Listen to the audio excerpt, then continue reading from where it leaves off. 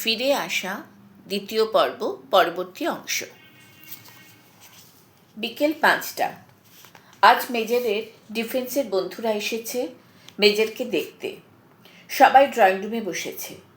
দুজন আর্দালি মেজরকে হুইল চেয়ারে করে নামিয়ে নিয়ে এসেছে। ড্রয়িং রুমে খুব হইচই হচ্ছে। আমি দুজন আর্দালির সঙ্গে কফি আর স্ন্যাক্স নিয়ে ড্রয়িং রুমে এলাম। আমাকে দেখে মেজরের বন্ধুরা উঠে দাঁড়ালো। ডিফেন্সে হাত জোর করে নমস্কার করার রেওয়াজ নেই, সবাই হ্যান্ডশেক করে। আমিও সবার সঙ্গে হ্যান্ডশেক করলাম। কিছু বন্ধুদের আমি আগে দেখেছি, কিছু বন্ধু যাদের আমি আজই দেখলাম। দুজন বাঙালি, বাকি সবাই অবাঙালি। মেজর চ্যাটার্জি সবার সঙ্গে আমার আলাপ করিয়ে দিল। My wife Gitanjali. আমি সবাইকে কফির কাপ এগিয়ে দিলাম। মেজরের এক বাঙালি বন্ধু এতদিন নর্থ ইস্টে পোস্টেড ছিলেন, সম্প্রতি দিল্লি এসেছেন। Major Ankit Roy, major Ray. Major Ray হেসে বললেন, your wife is very beautiful major, কিন্তু তোমার বিয়েতে আমাকে ডাকুনি কেন? And when did you get married? Major অপ্রস্তুত হয়ে পড়ল। বিয়ের তারিখটা, হয়তো মাসটাও মনে করতে পারছে না। চোখে মুখে চাপা অস্থিরতা। আমি তাড়াতাড়ি তার দিকে এগিয়ে গেলাম, তার কাঁধে হাতটা রাখলাম। মৃদু হেসে মেজর রের দিকে তাকিয়ে আমাদের বিয়ের ডেটটা বললাম। মানুষটা আমার দিকে ফিরে তাকালো, গভীর দু চোখে ভাষাহীন অভিব্যক্তি। হয়তো সিচুয়েশন সামলে নেওয়ার জন্য আমায় ধন্যবাদ জানালো, কি জানি। আজকাল ওই দু চোখের ভাষা আমি একদম পড়তে পারি না। ওই নিবিড়, গভীর, অতল স্পর্শী দুই চোখ শুধুই আমায় দেখে, এক আবেগ শূন্য, অভিব্যক্তিহীন, নীরব সে দেখা। You are not here major, গম্ভীর গলায় উত্তর দিল মানুষটা। ওরা সবাই আবার হাসি গল্পে মেতে উঠল। আমি আস্তে করে রুম থেকে বেরিয়ে এলাম। বুকের ভিতর কান্নাগুলো বুঝি শ্রাবণের ধারার মতো ঝরে পড়তে চাইছে। অনেক রাত। পাশের মানুষটা হয়তো ঘুমোচ্ছে, হয়তো ঘুমোচ্ছে না, জানি না। তার চোখ দুটো বন্ধ। মিউজিক সিস্টেমটা এখনো চলছে। পিয়ানোতে একটা ইংরেজি গানের সুর বাজছে। গানটা আমার জানা নেই, সুরটা বড় করুণ। আমার ভীষণ কষ্ট হচ্ছে। বিছানার পিছনের গদিতে হেলান দিয়ে চুপ করে বসে আছি, ঘুম নেই চোখে। মেজর চ্যাটার্জি আর আমি একসঙ্গে ডিনার করলাম আমাদের ঘরেই। মানুষটা নিচে নামতে পারে না, তাই এখন আমি আমাদের রুমেই তার সঙ্গে বসে ব্রেকফাস্ট, লাঞ্চ ও ডিনার করি। প্রথম দিন শাশুড়ি মাকে জিজ্ঞেস করাতে উনি অত্যন্ত খুশি হয়ে বলেছিলেন, নিশ্চয়ই গীতাঞ্জলি, তুমি বিক্রমের সঙ্গেই খাওয়া দাওয়া করবে, তাতে বিক্রমের ভালো লাগবে। ডিনারের সময় মানুষটা একটাও কথা বলল না, গম্ভীর মুখে ডিনার করল। ডিনারের পর মেজরকে তার ওষুধগুলো দিয়ে দিলাম। হুইল চেয়ার থেকে নেমে বিছানায় বসতে সাহায্য করলাম। অস্ফুটে একবার শুধু বলল, থ্যাঙ্কস। বিছানায় বসে নিচু হয়ে নিজেই মিউজিক সিস্টেমটা অন করে দিল। গান না, শুধু মিউজিক। আজকাল গানের থেকে মিউজিকটাই বেশি শোনে। বিছানার পিছনের গদিতে হেলান দিয়ে বসে রইল অনেকক্ষণ, চোখ দুটো বন্ধ। আমি চেয়ে রইলাম তার দিকে, যেন ধ্যানমগ্ন কোনো পুরুষ। কবে এই ধ্যান ভাঙবে? কবে সে আবার আগের মতো হাসবে, কথা বলবে? তার অতল গভীর দুই চোখে ভালো লাগার, ভালোবাসার মর্মস্পর্শী আবেগ নিয়ে আবার আমায় দেখবে। আমি জানি না, আমি কিছুই জানি না। মানুষটার সমস্ত শরীর জুড়ে ক্ষত। আমার ভীষণ কষ্ট হয়। আমি সারাক্ষণই তার কাছে কাছে থাকি। কখন কি লাগবে, কখন কোন ওষুধটা দেব, কখন স্যুপ দেব, কখন চা বা কফি খাবে। তার মুখে কোনো কথা নেই। আমি যে একটা মানুষ, সারাক্ষণ রয়েছি তার কাছে কাছে, পাশে পাশে, সে যেন খেয়ালই করে না। নিঃশব্দে, নীরবে, কখনো গান বা মিউজিক শুনে, কখনো বা উদাসী দুই চোখে বাইরের দিকে চেয়ে থাকে। কখনো কোলের উপর রাখা খোলা বইটার দিকে তাকিয়ে থাকে। পড়ে না বুঝতে পারি, কারণ বইয়ের পাতা উল্টাতে দেখি না বিশেষ। আবার কখনো অন্য মনুষ্যের মতো সে চেয়ে থাকে আমার দিকে, ভাবলেহীন গভীর চাউনি। সব সময় কিছু চিন্তা করে, হয়তো ভুলে যাওয়ার সময়টাকে মনে করার চেষ্টা করে। গত 3 মাসের স্মৃতি বিলোপের ঘটনাটা সে কিছুতেই মেনে নিতে পারছে না। তার দু চোখের অব্যক্ত যন্ত্রণা আমাকে প্রতিনিয়ত কষ্ট দেয়। মানুষটা একদম চেঞ্জ হয়ে গেছে।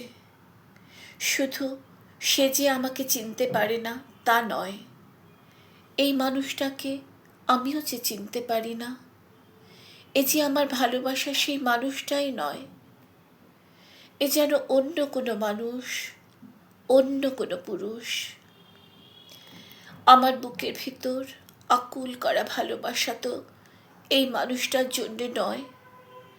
প্রতিনিয়ত যে মানুষটার জন্যে চোখের জলে ভেসেছি, এই কি সেই মানুষ? নাকি আমার ভালোবাসার মানুষটা, আমার মেজর চ্যাটার্জি, চিরতরে হারিয়ে গেছে বাটালিক সেক্টরের কোনো অচেনা গলিতে, কোনো অজানা রাস্তায়। সন্ধে 6টায় মেজর চ্যাটার্জির একটা ওষুধ আছে। ঘড়িতে দেখলাম 5টা বাজে। সে চোখ বন্ধ করে বিশ্রাম করছে। সিডিতে একটা পুরনো ইংরেজি গানের সুর বাজছে। আমি তার মুখের দিকে চেয়ে আছি। কি অসহায় লাগছে তাকে। মানুষটা নিজের সঙ্গে অহরহ যুদ্ধ করে চলেছে। গভীর দৃষ্টিতে আমার মুখের দিকে তাকিয়ে থাকে। মনে করার আপ্রাণ চেষ্টা করে, মনে করতে পারে না। দু চোখে তার নিবিড় বেদনা নিয়ে সে দু চোখ বন্ধ করে। আমার বুকটা ফেটে যায়। নীরবে চেয়ে থাকি তার দিকে। ডোমেস্টিক হেল্পের সাহায্যে নিজের হাতে তার জন্য চিকেন স্যুপ বানালাম। স্যুপ নিয়ে ঘরে ঢুকে দেখি সে মনোযোগ দিয়ে ল্যাপটপে কিছু দেখছে। স্যুপটা তার দিকে এগিয়ে দিয়ে বললাম, 6টায় ওষুধ আছে, স্যুপটা খেয়ে নাও। চোখ তুলে তাকালো আমার দিকে। তার দু চোখে অস্থিরতা। দেখলাম ল্যাপটপে আমাদের বিয়ের আর রিসেপশনের ছবিগুলো। খুব মনোযোগ দিয়ে মেজার ছবিগুলো দেখছে। হাত বাড়িয়ে স্যুপটা নিল। গম্ভীর গলায় বলল, থ্যাঙ্কস। স্যুপ খেতে খেতে নীরবে ছবিগুলোর দিকে চেয়ে থাকলো। আমি বিছানায় তার পাশে গিয়ে বসলাম। ল্যাপটপ থেকে চোখ তুলে পূর্ণ দৃষ্টিতে তাকালো আমার দিকে। চেয়ে রইল কিছুক্ষণ। তারপর আমাকে ভীষণ অবাক করে অস্ফুটে বলল, ইউ আর বিউটিফুল। বুকের ভিতর খুশি স্পন্দন নিয়ে চোখ তুলে তাকালাম তার দিকে। আবার বুঝি হারিয়ে ফেললাম নিজেকে ওই দু চোখের অতলে গভীরে। ক্ষণিকের জন্য তার দু চোখে সেই আগের ভালো লাগা দেখতে পেলাম কি?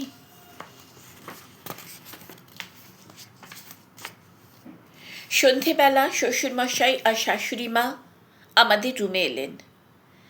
পরিচারিকা আমাদের জুস দিয়ে গেল। আমরা গল্প করছি, এমন সময় শ্বশুরমশাই হঠাৎ বললেন, গীতাঞ্জলি, আমাদের একটা গান শোনাও না, অনেকদিন তোমার গান শুনিনি। মেজর চ্যাটার্জি অবাক হয়ে আমার দিকে তাকালো। আমার শাশুড়িমা বললেন, ইউ নো, গীতাঞ্জলি খুব সুন্দর গান করে। ঘাড় ঘুরিয়ে সে আমার দিকে তাকালো, গভীর দৃষ্টি, অচেনা দুই চোখ। আমি গাইলাম, অনেক দিন বাদে আজ গান গাইলাম। বুকের কান্নাগুলো বুঝি গান হয়ে ঝরে পড়ল, কবিগুরুর গান। মুখপানে চেয়ে দেখি, ভয় হয় মনে, ফিরেছ কি ফেরো নাই, বুঝিব কেমনে। গান শেষ হলো। আমার শ্বশুরমশাই ও শাশুড়ি মা যথারীতি অনেক প্রশংসা করলেন। গান গাইতে গাইতে কখন আমার দু চোখ জলে ভরে গেছে জানি না। চকিতে চোখের জল লুকালাম, কিন্তু মানুষটা দৃষ্টি এড়ালো না। অচেনা দুই চোখ গভীর দৃষ্টিতে দেখছে আমাকে। তার দু চোখেও বেদনার ছায়া। আমার দু চোখে চোখ রেখে আস্তে করে বলল, বিউটিফুল। তার এই একটা কথায় আজ আমার মন, প্রাণ, হৃদয় জুড়িয়ে গেল। ব্রেকফাস্টের পর মেজর চ্যাটার্জিকে ওষুধগুলো ঠিকমতো দিলাম। মেজর বলল বারান্দায় বসবে।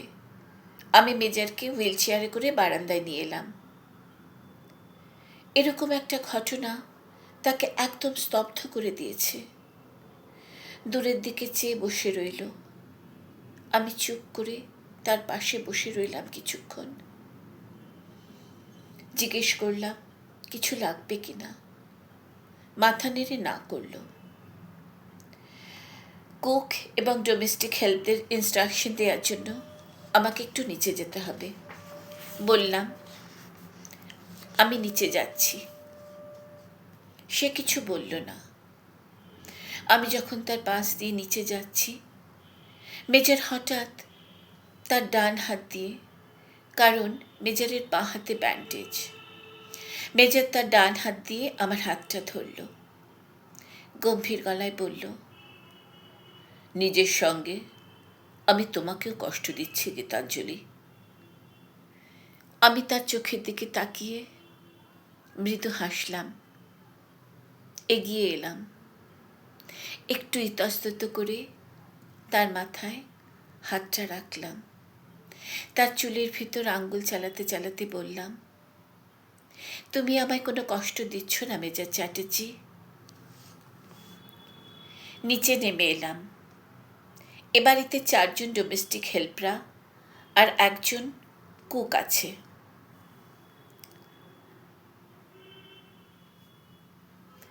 ডোমেস্টিক হেল্পদের বলে দিলাম কোনটা কিভাবে রেডি করবে। কুককে বললাম কি কি রান্না করবে। আজ বিকেলে ফ্লাইটে ভাইয়া ভাবি অর্থাৎ আমার ভাসুর এবং যা আসছে। ভাবতেই মনটা খুশিতে ভরে গেল। কিচেন থেকে বেরিয়ে টমের কটের কাছে এগিয়ে এলাম। জম্মু যাওয়ার আগে কটটা নিচে নামিয়ে আনা হয়েছে। ড্রয়িং এবং ডাইনিংয়ের মাঝখানে রাখা হয়েছে। কদিন একজন পরিচারিকা টমের দেখাশোনা করছে। কট থেকে টমকে কোলে তুলে নিলাম। আমার কোলে এসে ছোট্ট টম দারুণ খুশি। টমকে নিয়ে আমি আমাদের দোতলার বেডরুমে বারান্দায় চলে এলাম। মানুষটা অন্যমনস্ক ছিল। আমার কোলে টমকে দেখে অবাক কণ্ঠে জিজ্ঞেস করল, এটা কার পাপ্পি? আমি একটু হেসে বললাম, this is my birthday gift from you. Major কিছুক্ষণ তাকিয়ে থাকলো আমার দিকে। চোখে মুখে আবার সেই অস্থিরতা, সব কিছু মনে করার দারুণ প্রচেষ্টা। When was your birthday? অস্থির কণ্ঠে জিজ্ঞেস করল। বললাম। অচেনা দুই চোখ আমার মুখের উপর। Do love puppy? জিজ্ঞেস করল। আমার মনে পড়ে গেল সেদিনের কথা। দুর্গাপুজোর দশমীর দিন বেঙ্গলি ক্লাব থেকে বেরিয়ে গাড়িতে উঠতে যাব, ছোট্ট পাপ্পিটা আমার পায়ের কাছে এসে কুই কুই করছিল। কোলে তুলে নিলাম, বুকের মধ্যে ধরে আদর করলাম। ছোট্ট ছেলেটা দৌড়ে এলো, আমি ওকে ওর পাপ্পিটা দিয়ে দিলাম। মেজর চ্যাটার্জি হাসি হাসি মুখে আমাকেই দেখছিল সেদিনও জিজ্ঞেস করেছিল, ডু ইউ লাভ পাপ্পি? আর তারপরেই আমার বার্থডে, আর এই আমার বার্থডে গিফট। আমি মৃদু হেসে মাথা নাড়লাম। Yes, I do. Major Chatterjee হাত বাড়িয়ে টমকে কোলে নিল। আদর করতে করতে জিজ্ঞেস করল, ওর নাম কি? আমি বললাম, টম। কিছুক্ষণ থেমে আমার বললাম, তোমার দেয়া নামটা। মেজর গম্ভীর মুখে চেয়ে রইল টমের দিকে। তার দু চোখে যন্ত্রণা, মনে করতে না পারার নিদারুণ কষ্ট। আবার আরেকদিন।